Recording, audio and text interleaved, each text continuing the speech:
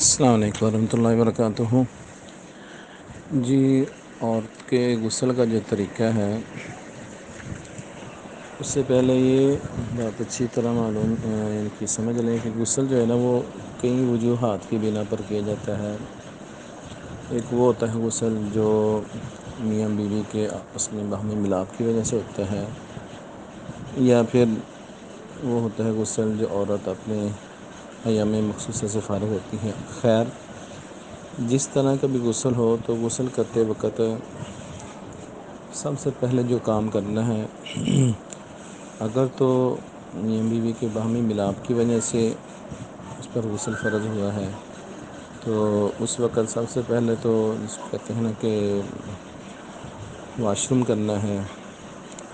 تاکہ اگر کوئی چیز اندر ہو تو وہ بھی نکل جائے۔ تو اس کے بعد جو ہے نا آپ پہلے دور کے اندر جو غسل کا طریقہ ہوا کرتا تھا، یعنی کہ ٹب وغیرہ کسی برتن میں پانی لے کر اس سے وہ غسل کیا کرتے تھے۔ آج کے دور میں عام طور پر شاور وغیرہ ہے یا ٹوٹیاں وغیرہ ہیں، پائپ وغیرہ ہوتا ہے اس سے تو اس لیے اس کے یعنی کہ طریقے میں تھوڑا سا فرق آئے گا، ڈفرینٹ ہے۔ خیر، بیسک بنیاد وہ دونوں کے اندر ایک ہی ہے کہ واش روم سے فارغ ہو کر سب سے پہلے آپ اپنے ہاتھوں کو دھوئیں۔ اگر تو ٹب کے اندر پانی ہے تو ٹب کے اندر ہاتھ ڈال کے نہیں دھونے، پانی جو ہے نا وہ ٹب کو انڈیل کر، یا اگر کوئی پوا وغیرہ ہے تو اس کے ساتھ جو ہے نا اپنے پہلے ایک ہاتھ پر دائیں ہاتھ پر پانی ڈالیں، اس کو اچھی طرح دھو لیں، پھر بائیں پر پانی ڈالیں، اس کو دھو لیں۔ اس کے بعد اگر غسل جو ہے وہ آپس میں باہمی ملاپ کی وجہ سے ہے یا ایام مخصوصہ سے فراغت کی وجہ سے ہے تو پھر سب سے پہلے جو ہے نا اپنے شرمگاہ کو اچھی طرح دھونا ہوتا ہے، جو نبی اکرم صلی اللہ علیہ وسلم کا طریقہ ہوا کرتا ہے۔ شرمگاہ کو اچھی طرح دھونا ہے، اچھی طرح صابن وغیرہ جس طرح پانی کے ساتھ یا صابن وغیرہ اچھی طرح اس کو دھو لیں۔ اچھی طرح اس کو دھو لینے کے بعد یعنی کہ ارد گرد جہاں جہاں پر غلاظت یعنی کہ گندگی لگی ہو اس ساری جگہ تو اچھی طرح دھو لیں۔ اچھی طرح جہاں جہاں بھی غلاظت لگی ہے، اگر بالفرض ران وغیرہ پر بھی بعض اوقات لگ جائے تو اس جگہ کو بھی اچھی طرح دھو لیں۔ اگر یہ معاملہ ہو تو پھر اس کو دھو لینے کے بعد پھر آپ نے اپنے ہاتھوں کو، پہلے دور کے اندر نبی صلی اللہ علیہ وسلم کے زمانے کے اندر اس وقت مٹی کے ساتھ اپنے ہاتھوں کو رگڑ کے، یعنی کہ لیفٹ ہینڈ کو، بائیں ہینڈ کو اس کے ساتھ جو ہے نا وہ دایاں ہاتھ جو ہے نا یہ اس کام کے لیے استعمال نہیں کرنا ہے، بس اس کے ساتھ آپ نے پانی وغیرہ ڈالنا ہے، کیونکہ نبی کریم صلی اللہ علیہ وسلم نے منع کیا کہ اپنے دائیں ہاتھ سے کوئی اپنی شرمگاہ کو چھوئے۔ دائیں ہاتھ سے شرمگاہ کو چھونا وغیرہ، گندگی نجاست صاف کرنا، یہ درست نہیں ہے، اللہ کے رسول نے اس سے منع کیا ہے۔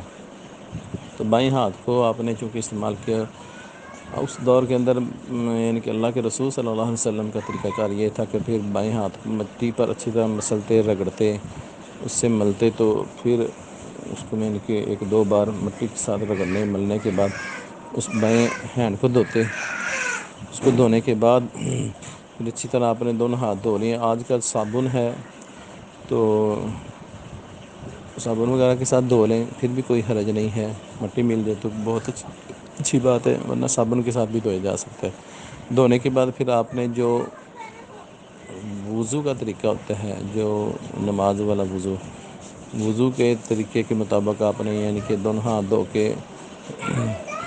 3 مرتبہ کلی کرنی ہے، 3 مرتبہ ناک میں پانی ڈالنا ہے۔ بہتر اور راجح زیادہ افضل یہ ہے کہ ایک ہی چلو کے ساتھ کلی اور ناک میں پانی ڈالا جائے، اچھی طرح پانی کو اوپر تک یعنی جہاں تک آپ کے لیے ممکن ہے پانی کو گلے تک اور ناک تک اچھی طرح چڑھانا ہے۔ اچھی طرح وضو کے یعنی کہ کلی کے اندر بھی اور ناک میں پانی ڈالنے میں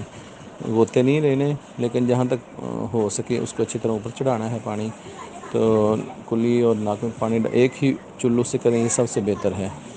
اس کے بعد پھر آپ اپنے یعنی کہ چہرے کو دھوئیں 3 مرتبہ، پھر دائیں بازو کو کونیوں تک، بائیں بازو کو پھر کونیوں تک 3 مرتبہ۔ پھر اس کے بعد مسح کے بارے میں یعنی کہ ایک روایت میں آتا ہے کہ مسح نہیں کیا، اور ایک روایت میں آتا ہے کہ نبی صلی اللہ علیہ وسلم نے نماز کی طرح کا وضو کیا ہے۔ تو اس لیے مسح جو ہے نا اگر آپ کر لیں تو بھی ٹھیک ہے، اگر نہ کریں تو بھی ٹھیک ہے۔ ہادہ ما عندی واللہ عالم الصواب۔ تو آپ سر کا مسح کر لیں۔ سر کا مسح یعنی کہ آپ نے ماتھے سے پیشانی سے ہاتھ کو گدی تک لے کے جانا، پھر گدی سے اس کو دوبارہ پیشانی پر لانا، پھر اپنی شہادت والی انگلی کو کانوں کے اندر تک ساری اچھی طرح گھمانا، پھر انگوٹھے کے ساتھ کانوں کی بیک سائڈ سے اس کو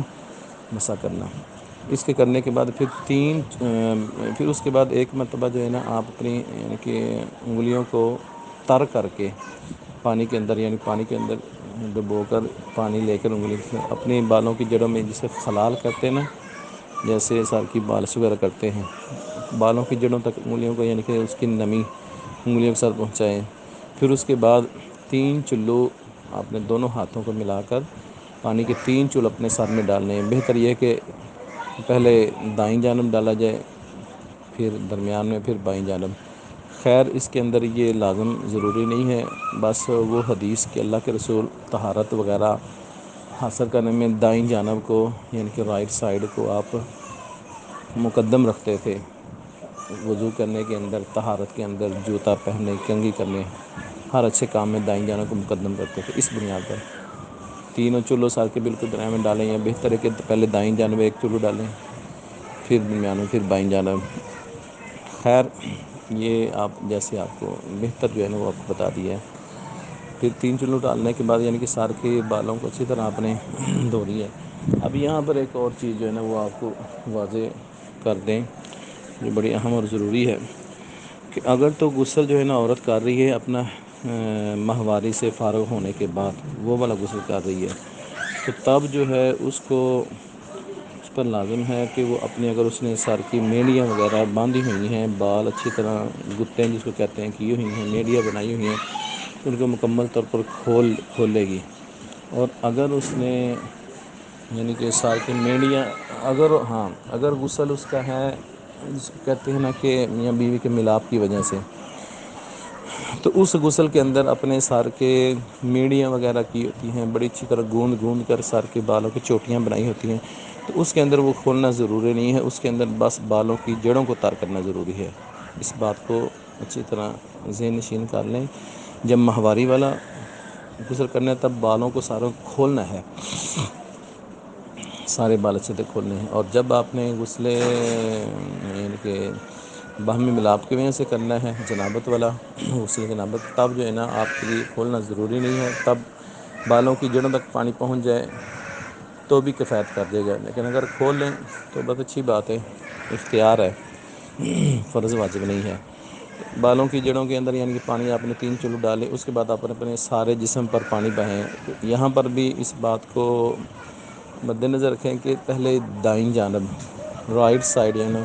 اس کو مقدم کریں، پھر بائیں جانب پانی ڈالیں، سارے اپنے جسم پر اچھی طرح پانی ڈالیں، سارے جسم کو مل کے جو ہے نا اس کو آپ نے یعنی کہ تر کرنا ہے۔ کوئی حصہ خاص کر بغلوں کے نیچے وغیرہ، یا جو انسان کے جوڑ وغیرہ ہوتے ہیں، جیسے انسان کے دونوں ٹانگوں کے فولڈ ہونے کی جگہ ہے، تو ایسے ہی کونیاں وغیرہ ہوتی ہیں، تو جہاں پر یعنی کہ جوڑ وغیرہ ہوتے ہیں، پانی خشک رہنے کا کوئی خدشہ ہے، تو وہاں پر اچھی طرح پانی سے آپ اس کو مل کے اپنے سارے جسم کو اپنے تر کرنا ہے۔ کوئی حصہ ایسا نہ ہو جہاں پر پانی نہ پہنچے، تری نہ ہو، خشک نہ رہ جائے۔ اپنے سارے جسم پر اچھی طرح پانی بہائیں۔ پانی بہانے کے بعد سارے جسم آپ کا تر ہو گیا ہے، کوئی حصہ خشک نہیں رہا، تو یہ آپ 2 مرتبہ بھی پانی بہا سکتے ہیں۔ خیر ایک مرتبہ اپنے سارے جسم پر پانی بہا لیا ہے۔ پانی بہانے کے بعد پھر اللہ کے رسول صلی اللہ علیہ وسلم کے دور کے اندر جو ہے نا حدیث کا یہ آتا ہے کہ اللہ کے رسول پھر اس کے بعد اس اپنے غسل والی جگہ سے تھوڑا سا ہٹ کے اپنے پاؤں دھویا کرتے تھے، کیونکہ اس دور کے اندر اس طرح کے جس طرح آج اتنے جدید واش روم ہیں، غسل خانے ہیں، اس دور کے اندر نہیں ہوا کرتے تھے، کچے واش روم، کچے طہارت خانے ہوا کرتے تھے۔ تو آج کل جو ہے نا یہ ہمارے ماشاء اللہ غسل خانے ایسے ہوتے ہیں کہ جہاں جس کے اندر ہم شاور لیتے ہیں تو پانی رکتا نہیں ہے، بلکہ فوری طور پر ایک لمحے سے پہلے باہر چلا جاتا ہے۔ تو اس لیے اسی جگہ پر کھڑے ہو کر بھی جہاں پر آپ غسل کر رہے ہیں آپ اپنے پاؤں کو دھو سکتے ہیں۔ اللہ کے رسول اس جگہ سے تھوڑا سا ہٹ کر اپنے پاؤں کو یعنی کہ اس دور میں چونکہ اظہار مند چلتا تھا جس کو ہم دھوتی کہتے ہیں، تو آپ پھر دھوتی پہن کر پھر پاؤں دھوتے تھے۔ تو تاکہ آج کے دور میں عام طور پر شلواریں وغیرہ ہوتی ہیں، تو آپ بے شک اس جگہ پر یا تھوڑا سا سائڈ پر جو علت ہے وہ آج علت نہیں ہے، تو آپ وہ پاؤں کو اس جگہ پر دھو رہے ہیں، تھوڑا سا سائڈ پر ہو کر دھو رہے ہیں پاؤں کا۔ جب آپ دھو لیں گے پاؤں کو دھونے کے بعد اب آپ کا جو ہے نا یہ غسل مکمل ہو چکا ہے۔ آپ کا غسل ایک بت میں آپ کا جو فرضی غسل مکمل ہو چکا ہے۔ اب اس کے اندر آپ یعنی کہ شیمپو لگانا ہے، صابن لگانا ہے، تو وہ پھر 2 بار 3 بار پانی آپ کو بہانا پڑے گا، وہ بہایا جا سکتا ہے، کوئی حرج نہیں ہے۔ تو بعد میں سب سے آخر میں آپ نے پاؤں دھو لینے، پاؤں دھونے کے بعد آپ کا غسل مکمل ہو گیا ہے۔ اگر تو آپ اس غسل کے دوران جو آپ نے شروع میں وضو بھی کیا تھا، اس غسل کے دوران اپنی شرمگاہوں کو آگے پیچھے ہاتھ نہیں لگتا، ٹچ نہیں ہوتا، تو آپ کا وضو ٹھیک ہے، نماز کے قابل ہے، اسی وضو کے ساتھ آپ نماز ادا کر سکتے ہیں۔ لیکن اگر دوران غسل آپ کا آگے یا پیچھے شرمگاہوں میں سے کسی کو ہاتھ لگا ہے یعنی کہ وداؤٹ کسی رکاوٹ کے، تو پھر آپ کو نماز کے لیے علیحدہ سے وضو کرنا پڑے گا، البتہ غسل کے لیے وضو کفایت کر جائے گا۔ امید ہے کہ آپ کو بات قسم میں لگ جائے گی، اگر پھر بھی نہ لگے تو پھر مزید آپ سوال کر سکتے ہیں۔ ھذا ما عندی واللہ اعلم بالصواب۔